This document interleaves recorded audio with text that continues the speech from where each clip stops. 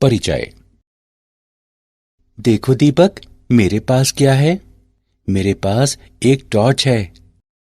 हाँ, ये है, लेकिन मुझे नहीं लगता कि तुम्हारे पास मुझसे बेहतर चीज है। देखो, मेरे पास क्या है? मेरे पास एक लेजर लाइट है। Laser light? वाह, ये तो बहुत आकर्षक लगती है। तुम्हें पता है, मेरे पिता ने मुझे ये मेरे जन्मदिन पर उपहार में दी थी। मेरे पिता ने मुझे बताया कि ये आंखों के लिए बहुत खतरनाक होती है। लेकिन एक प्रकाश हमारी आंखों को किस तरह नुकसान पहुंचा सकता है? वास्तव में यह संकीर्ण आवृत्ति वाला प्रकाश होता है तथा इसका प्रयोग भौतिकी के क्षेत्र में किया जाता है। क्या तुम मुझे इस बारे में और अधिक बता सकते हो? हाँ हाँ, बिल्कुल।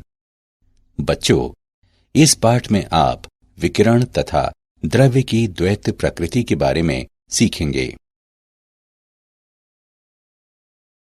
उद्देश्य।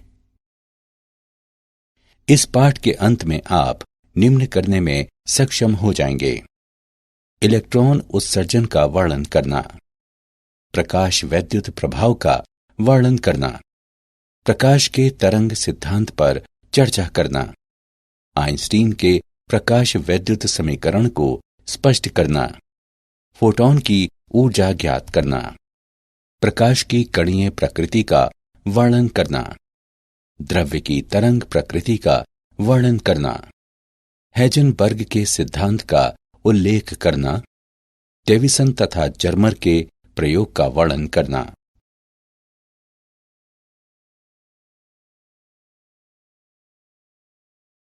इलेक्ट्रॉन उत्सर्जन। धातुएं कहलाने वाले कुछ ठोसों में बाहरी कक्षाओं में इलेक्ट्रॉन अपने मातृ परमाणु से इतनी शिथिलता पूर्वक बंधे होते हैं कि वे एक परमाणु से अन्य परमाणु में आसानी से जा सकते हैं और ठोस में विचरण कर सकते हैं। ये इलेक्ट्रॉन मुक्त इलेक्ट्रॉन कहलाते हैं क्योंकि ये ठोस के अंदर स्वतंत्र होते हैं। हालांकि ये अपने आप ठोस से बाहर नहीं निकल सकते। ये मुक्त इलेक्ट्रॉन धातु पृष्ठ के भीतर आयनों के आकर्षण और पृष्ठ बलों द्वारा रोक कर रखे जाते हैं। अतः इलेक्ट्रॉनों को धातु पृष्ठ से बाहर निकालने के लिए एक निश्चित न्यूनतम ऊर्जा की आवश्यकता होती है। इलेक्ट्रॉन को धातु पृष्ठ से बाहर उत्सर्जित कराने के लिए आवश्यक ऊर्जा की न्यूनतम मात्रा धातु का कार्यफलन φ0 कहलाती है। धातु पृष्ठ से इलेक्ट्रॉन उत्सर्जन के लिए आवश्यक ये न्यूनतम ऊर्जा कार्यफलन धातु में निम्न में से किसी तरीके से आपूर्ति की जा सकती है। क्षेत्र उत्सर्जन। प्रबल विद्युत क्षेत्र लगाने से इलेक्ट्रॉनों को धातु पृष्ठ से बाहर निकाला जा सकता है। तापायनिक उत्सर्जन। धातु को गर्म करने पर मुक्त इलेक्ट्रॉनों द्वारा पर्याप्त तापीय ऊर्जा प्राप्त की जाती है जिससे वे धातु पृष्ठ के आकर्षण बल से मुक्त हो जाते हैं। प्रकाश विद्युत उत्सर्जन। प्रकाश के रूप में ऊर्जा की आपूर्ति किए जाने पर भी धातु से मुक्त इलेक्ट्रॉन निकाले जा सकते हैं।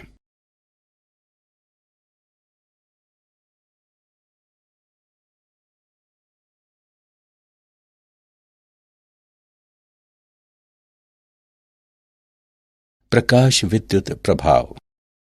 प्रकाश ऊर्जा द्वारा धात्विक पृष्ठ से इलेक्ट्रॉनों का उत्सर्जन प्रकाश विद्युत प्रभाव कहलाता है तथा इस प्रकार उत्सर्जित इलेक्ट्रॉन प्रकाशिक इलेक्ट्रॉन कहलाते हैं। हर्त्ज के प्रेक्षण।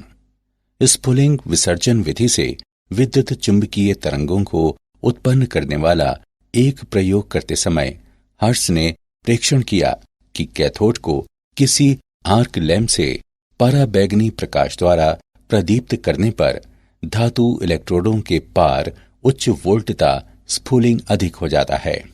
हर्त्ज अपने प्रेक्षणों की व्याख्या नहीं कर सका, लेकिन अन्य वैज्ञानिकों ने ये किया। उन्होंने बताया कि धातु की प्लेट से इलेक्ट्रॉनों के उत्सर्जित होने के कारण उच्च आवृत्ति वाले प्रकाश का आपतित होना है। ये प्रकाश विद्युत प्रभाव कहलाया।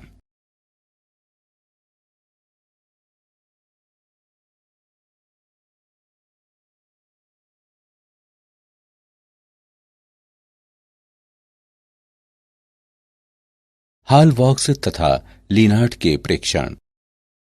फिलिप लीनार्ड ने अवलेखित किया कि जब दो धातु प्लेटें, जो इलेक्ट्रोड कहलाती हैं, उससे घिरी एक निर्वातित कांच की नली में उत्सर्जक पट्टिका पर पराबैंगनी विकिरण आपतित किया जाता है तो परिपथ में धारा प्रवाहित होती है।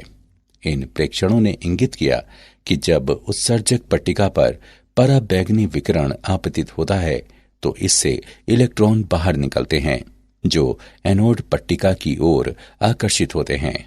निर्वातित कांच नलिका से इलेक्ट्रॉन प्रवाह परिपथ पूर्ण कर देता है और परिपथ में धारा प्रवाहित होने लगती है।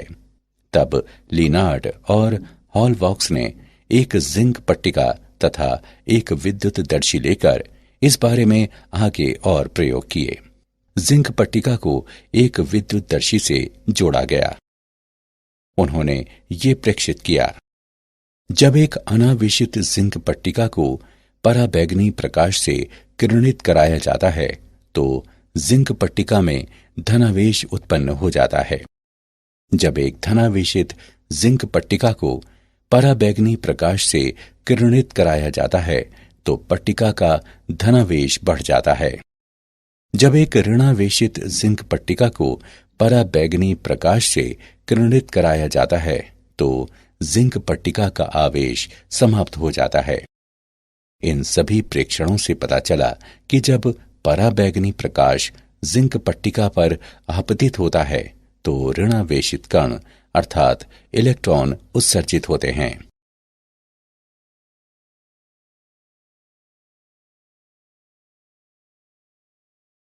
प्रकाश विद्युत प्रभाव का प्रायोगिक अध्ययन। उपकरण एवं परिपथ। नली में दो इलेक्ट्रोड P और Q हैं तथा पाश में क्वार्ट्ज गवाक्ष है, जिससे प्रयोग के समय पराबैंगनी किरणें पार हो जाती हैं। गवाक्ष के सामने विकिरण का एक स्रोत इस तरह उपयुक्त रूप में रखा गया है कि विकिरण Q पर आपतित होता है। P और Q शून्य केंद्र के साथ एक वोल्ट मीटर से जुड़े हैं। आवश्यक वोल्टता प्रदान करने के लिए हम एक उच्च वोल्टता वाली बैटरी B को विभव विभाजक व्यवस्था Mn पर कुंजी K के साथ संयोजित करते हैं। प्रकाश विद्युत धारा पर प्रकाश की तीव्रता का प्रभाव। प्रति सेकंड उत्सर्जित प्रकाशिक इलेक्ट्रॉन आपतित विकिरण की तीव्रता के अनुक्रमानुपाती होते हैं।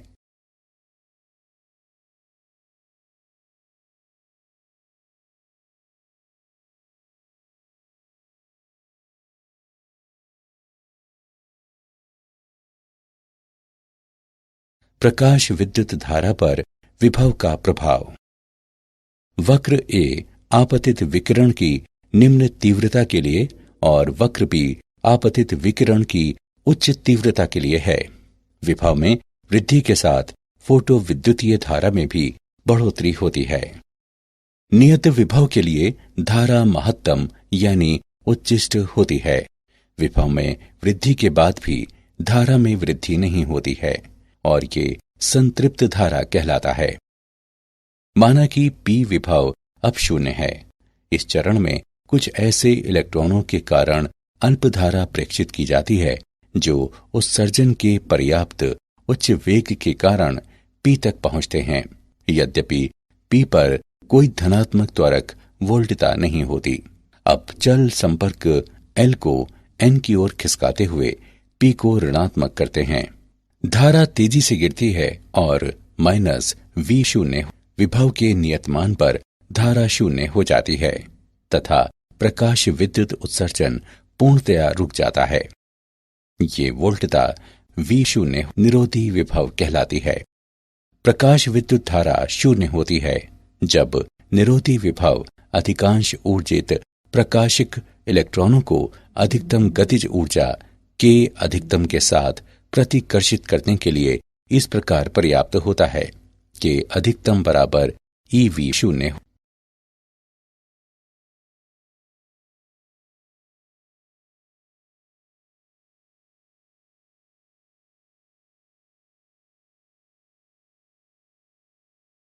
निरोधी विभव पर आपतित विकिरण की आवृत्ति का प्रभाव। प्रकाश विद्युत धारा आवृत्ति में परिवर्तन से अप्रभावित रहती है, जबकि निरोधी विभव आपतित प्रकाश की आवृत्ति में बढ़ोतरी होने के साथ बढ़ जाता है। यदि हम आपतित प्रकाश की आवृत्ति यानी V के सापेक्ष निरोधी विभव V शून्य के लिए एक ग्राफ अंकित करें तो ये एक सीधी रेखा के रूप में प्राप्त होता है। यदि आवृत्ति निरंतर घटती रहे तो एक निश्चित आवृत्ति पर निरोधी विभव शून्य हो जाता है। ये आवृत्ति देहली आवृत्ति कहलाती है। अतः देहली आवृत्ति आपतित प्रकाश की वो न्यूनतम आवृत्ति है जिस पर निरोधी विभव या उत्सर्जित इलेक्ट्रॉनों की अधिकतम गतिज ऊर्जा शून्य हो जाती है। यदि आपतित प्रकाश की आवृत्ति देहली आवृत्ति से कम हो जाए तो प्रकाश विद्युत प्रभाव उत्पन्न नहीं होता है।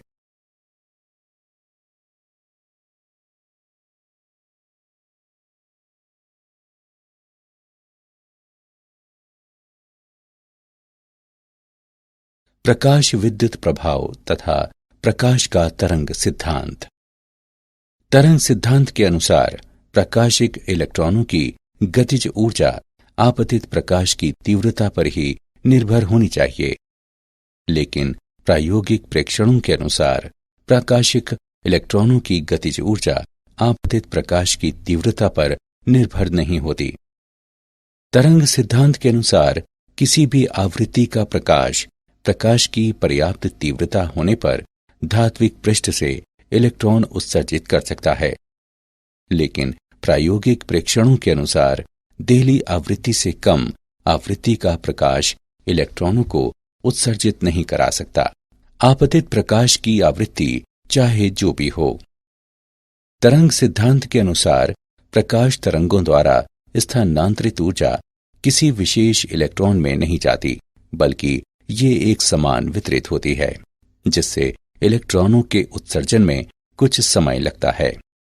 लेकिन प्रायोगिक प्रेक्षणों के अनुसार धातु पर प्रकाश के आपतित होने के पश्चात इलेक्ट्रॉनों का उत्सर्जन तत्क्षण ही होता है, प्रकाश की तीव्रता चाहे जो भी हो।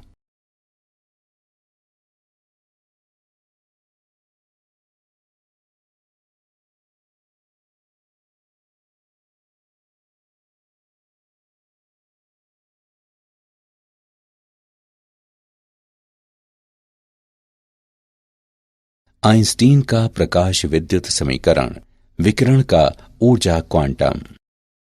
प्रकाश ऊर्जा के छोटे बंडलों के रूप में प्रसारित होता है जो क्वांटा या फोटॉन कहलाते हैं। प्रत्येक फोटॉन की ऊर्जा h न्यू होती है, जहां न्यू प्रकाश की आवृत्ति तथा h प्लांक का स्थिरांक है। h का मान 6.62 गुणे 10⁻⁻34 जूल सेकेंड होता है। यदि इलेक्ट्रॉन फोटॉन से उससे अधिक मात्रा में ऊर्जा अवशोषित करता है, जितनी ऊर्जा धातु के पृष्ठ से बाहर निकल जाने के लिए आवश्यक होती है फाई शून्य, तो इलेक्ट्रॉन अधिकतम गतिज ऊर्जा से उत्सर्जित होता है। के अधिकतम बराबर h न्यू माइनस फाई शून्य। ये समीकरण आइंस्टीन का प्रकाश विद्युत समीकरण कहलाता है।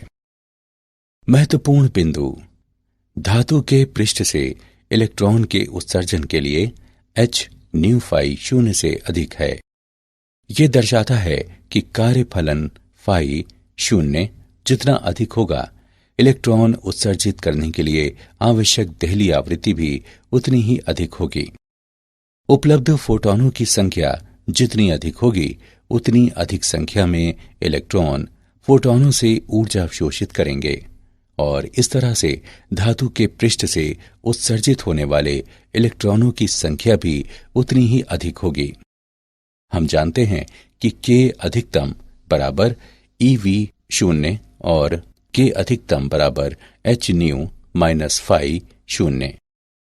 इसलिए एच न्यू माइनस फाई शून्य बराबर ई वी शून्य, वी शून्य बराबर एच बटे ई गुणे न्यू माइनस फाई शून्य बटे ई।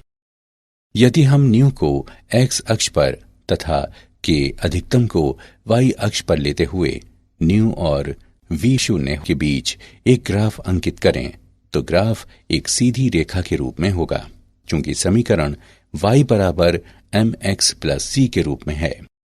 रेखा m का ढाल बराबर h बटे ई, जो कि एक सार्वत्रिक नियतांक है।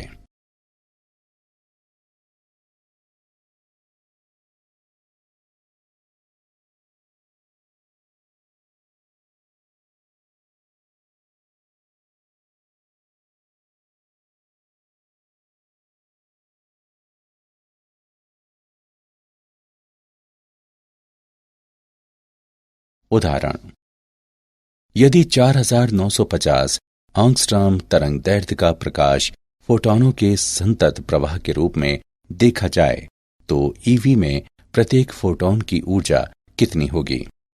दिया है प्लांक का स्थिरांक h बराबर 6.6 गुणे 10 की घात माइनस 34 जूल प्रति सेकेंड। हल, फोटॉन की ऊर्जा निम्न द्वारा ज्ञात की जा सकती है। E बराबर एच न्यू, E बराबर एच सी बटे लैम्डा, इसे समीकरण 1 माने। C प्रकाश की चाल है जो 3 गुणे 10 की घात 8 मीटर प्रति सेकंड है। समीकरण 1 से E बराबर 6.6 गुणे 10 की घात माइनस 34 गुणे 3 गुणे 10 की घात 8 बटे 4950 गुणे 10 की घात माइनस 10 जूल। हल करने पर हम पाते हैं कि E बराबर 4 गुणे 10 की घात माइनस 19 जूल। इसे EV में व्यक्त किया जा सकता है। E बराबर 4 गुणे 10 की घात माइनस 19 बटे 1.6 गुणे 10 की घात माइनस 19 EV। E बराबर 2.5 EV। प्रकाश की कणीय प्रकृति, फोटॉन। प्रकाश विद्युत प्रभाव आइंस्टीन के प्रकाश के क्वांटम सिद्धांत को समर्थित करता है, जिसके अनुसार द्रव्य से अन्योन्य क्रिया में प्रकाश ऊर्जा के बंडलों की भांति व्यवहार करता है। प्रत्येक बंडल एक फोटॉन कहलाता है। प्रकाश के फोटॉन चित्रण को निम्नानुसार संक्षेपित किया जा सकता है। जब विकिरण द्रव्य से अन्योन्य क्रिया करता है तो ये इस प्रकार व्यवहार करता है जैसे कि ये फोटॉन कहलाने वाले कणों से बना हुआ हो। न्यू आवृत्ति तथा लैम्डा तरंग दैर्ध्य वाले प्रत्येक फोटॉन की ऊर्जा E बराबर एच न्यू बराबर एच सी बटे लैम्डा। फोटॉन का संवेग P बराबर एच न्यू बटे सी बराबर एच बटे लैम्डा, जहां C प्रकाश की चाल है। दी गई आवृत्ति के सभी फोटॉनों की समान ऊर्जा E बराबर एच न्यू होती है। फोटॉन वैद्युतिक रूप से उदासीन होते हैं, इसलिए वे विद्युत तथा चुंबकीय क्षेत्रों द्वारा विक्षेपित नहीं होते। फोटॉन इलेक्ट्रॉन अन्योन्य क्रिया में कुल ऊर्जा एवं कुल संवेग संरक्षित रहते हैं। हालांकि संघट्ट में फोटॉनों की संख्या संरक्षित नहीं की जा सकती, क्योंकि फोटॉन अवशोषित हो सकता है और विभिन्न ऊर्जाओं वाले नए फोटॉन सृजित किए जा सकते हैं, जिससे कुल ऊर्जा नियतांक रह सकती है, जो कि एच न्यू बराबर H new 1 plus H new 2।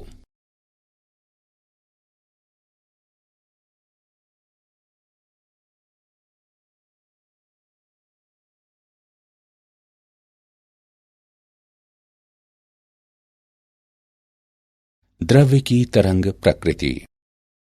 सन 1924 में लुईस दे ब्रॉगली ने प्रस्तावित किया कि पदार्थों के गतिमान कण तरंगों की भांति व्यवहार करते हैं तथा पदार्थों के कणों से संबद्ध तरंग दैर्ध्य को लैम्डा बराबर h/p बराबर h/mv द्वारा व्यक्त किया जा सकता है, जहां p बराबर mv गतिमान कण का रैखिक संवेग है। ये दे ब्रॉगली परिकल्पना कहलाती है।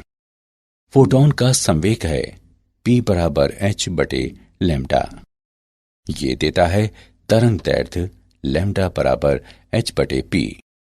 इसलिए दे ब्रॉगली ने प्रस्तावित किया, दे ब्रॉगली तरंग दैर्ध्य लैम्डा बराबर h/p बराबर h/mv। यदि k द्रव्य कणों की गतिज ऊर्जा है तो संवेग p तथा गतिज ऊर्जा k के बीच संबंध निम्नवत होगा। k बराबर 1/2 mv वर्ग बराबर 1/2 गुणे m गुणे p/m वर्ग बराबर p वर्ग बटे 2m या p बराबर 2mk का वर्गमूल। अतः दे ब्रॉगली तरंग दैर्ध्य लैम्डा बराबर h/2mk का वर्गमूल, ये समीकरण 1 है। यदि v वोल्ट इलेक्ट्रॉन का त्वरक विभव है तो k बराबर ev। समीकरण 1 से लैम्डा बराबर h/वर्गमूल 2mev। m, e और h के मानों को प्रतिस्थापित करने पर हम पाते हैं कि लैम्डा बराबर 12.27/v आंगस्ट्रॉम का वर्गमूल।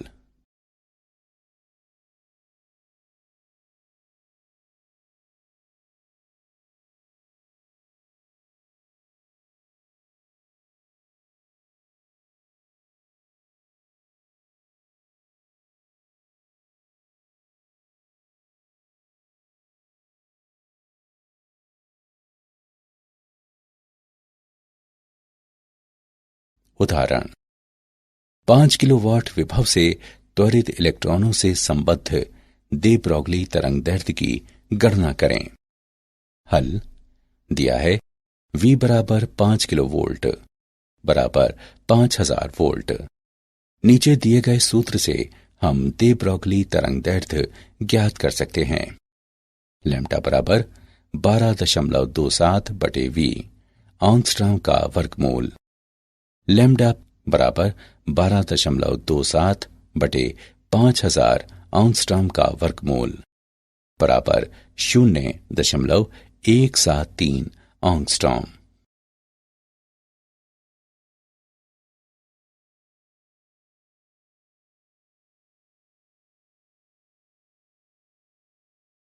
तरंग पैकेट। हाइजेनबर्ग के अनुसार किसी द्रव्य कण की स्थिति एवं संवेग को एक ही समय पर एक साथ ठीक ठीक मापना असंभव होता है। स्थिति डेल्टा x तथा संवेग डेल्टा p के समकालिक निर्धारण में अनिश्चितताओं का गुणनफल h कैप होता है, जहां h कैप बराबर h/2 पाई। डेल्टा x गुणे डेल्टा p लगभग h कैप होगा। एक निश्चित तरंग दैर्ध्य की तरंग समस्त दिक् स्थान पर विस्तृत हो सकती है, लेकिन तरंग द्वारा निरूपित इलेक्ट्रॉन समस्त दिक् स्थान नहीं घेर सकता। इसलिए मैक्स बॉर्न द्वारा ये सुझाव दिया गया कि एक द्रव्य कण जैसे कि कोई इलेक्ट्रॉन एकल तरंग के समतुल्य नहीं होता, बल्कि ये तरंग पैकेट के समतुल्य होती है, जो अनेक परिवर्तनशील आवृत्तियों वाली तरंगों का अतिव्यापन होता है और परिणामतः एक निश्चित क्षेत्र प्राप्त होता है, जहां तरंगें समपोषी व्यतिकरण करती हैं और इस क्षेत्र में कण के होने की प्रायिकता अधिकतम होती है। यह क्षेत्र तरंग पैकेट कहलाता है।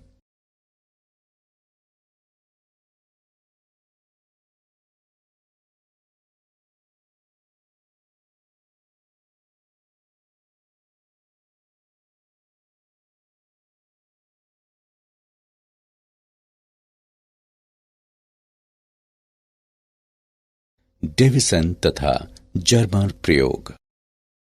दिए गए चित्र में डेविसन तथा जर्मर के प्रयोग की प्रायोगिक व्यवस्था दर्शाई गई है। किसी उच्च वोल्टता ऊर्जा स्रोत बैटरी द्वारा उपयुक्त विभव बटे उल्टता का प्रयोग करते हुए तंतु द्वारा उत्सर्जित इलेक्ट्रॉनों को ऐच्छिक वेग तक त्वरित किया जाता है।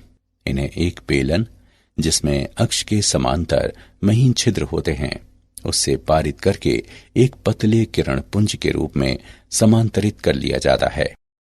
इस पुंज को निकिल क्रिस्टल के पृष्ठ पर डाला जाता है, जो लक्ष्य टी कहलाता है, जो आपतित पुंज दिशा के समांतर एक अक्ष पर घूम सकता है।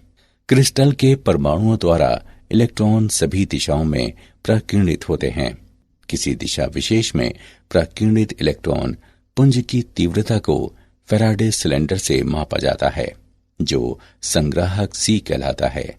संग्राहक को वृत्ताकार मापनी एस पर घुमाया जा सकता है और ये सुग्राही गैल्वेनोमीटर से जुड़ा रहता है। गैल्वेनोमीटर में विक्षेप संग्राहक में प्रवेश करने वाले प्रकीर्णित इलेक्ट्रॉन पुंज की तीव्रता के अनुक्रमानुपाती होता है। प्रकीर्णित पुंज की तीव्रता का प्रकीर्णन कोण थीटा के साथ परिवर्तन को विविध इलेक्ट्रॉन ऊर्जाओं के लिए मापा जाता है। दे ब्रॉगली संबंध से 54 ईवी इलेक्ट्रॉनों से संबद्ध दे ब्रॉगली तरंगदैर्ध्य भी निर्धारित किया जा सकता है। इसके लिए इलेक्ट्रॉनों को 54V के विभवांतर से त्वरित कराया जाता है। लैम्डा बराबर h बटे p बराबर 1.227 बटे v नैनोमीटर का वर्गमूल बराबर 1.227 बटे 54 नैनोमीटर का वर्गमूल बराबर 0.166 नैनोमीटर। इस प्रकार डेविसन जर्मर प्रयोग द्रव्य कणों की तरंग प्रकृति के बारे में दे ब्रॉगली की परिकल्पना का प्रत्यक्ष सत्यापन करता है।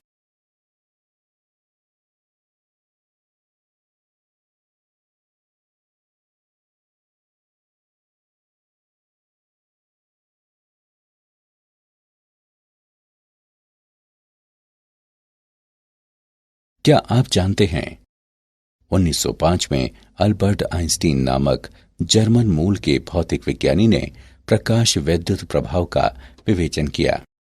1924 में लुई दे ब्रॉगली ने तरंग कण द्वैत प्रकृति पर अपना सिद्धांत प्रस्तुत किया।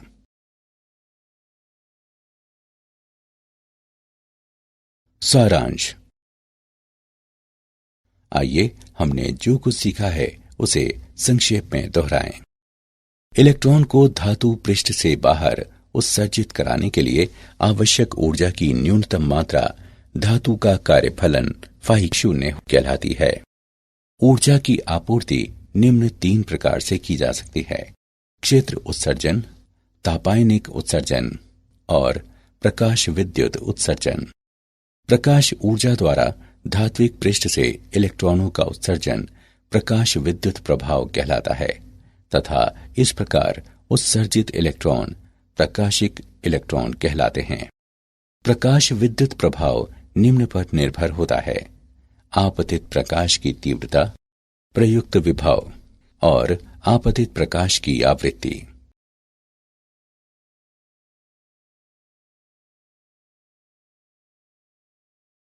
आइंस्टीन का प्रकाश विद्युत समीकरण K अधिकतम बराबर h न्यू माइनस फाई 0, जहां K अधिकतम गतिज ऊर्जा है, न्यू प्रकाश की आवृत्ति है, फाई 0 धात्विक पृष्ठ का कार्यफलन है।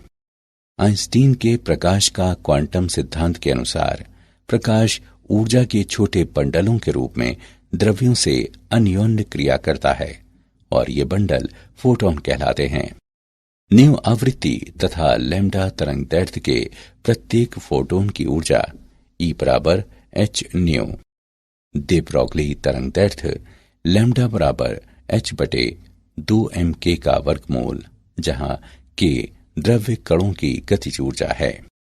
हाइजेनबर्ग के अनुसार किसी द्रव्य कण की स्थिति एवं संवेग को एक ही समय पर एक साथ ठीक ठीक मापना असंभव होता है। डेविसन जर्मर प्रयोग द्रव्य कणों की तरंग प्रकृति के बारे में दे ब्रॉगली की परिकल्पना का प्रत्यक्ष सत्यापन करता है।